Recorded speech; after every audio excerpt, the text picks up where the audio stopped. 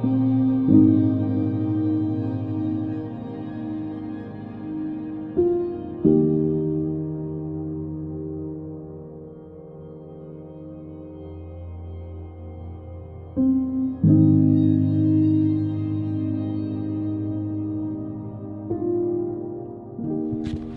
we're not in the floodplain, so we shouldn't have flooded, but they had to release the water in the dam that our bayou feeds into, and so when they did that, everybody upstream, about 4,000 homes, flooded in order to save other homes in Houston.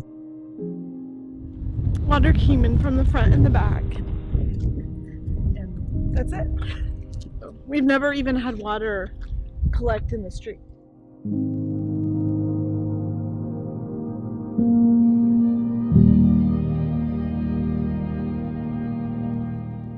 And we kept watching the water just rise and rise and rise. And I called my sisters. They came and got us, and we packed like 2 crates of things, and we had to like carry them on our heads because the water was it was probably almost up to our waist in our cul-de-sac.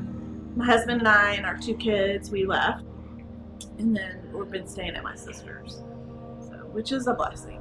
But I know we didn't have it as bad as other people. Some people had 6 feet of water in their house just down the way. So I'm grateful for that. We just redone our kitchen and our bathroom, and it's gone. So my husband moved a lot of it upstairs, so that saved a lot of our stuff. And it's just stuff, but you know, you still grieve. I mean, it's my son's senior year of high school and my last year with him, and it's not the way I would want it to be, you know. So we want to give you a blessing today. I can take it.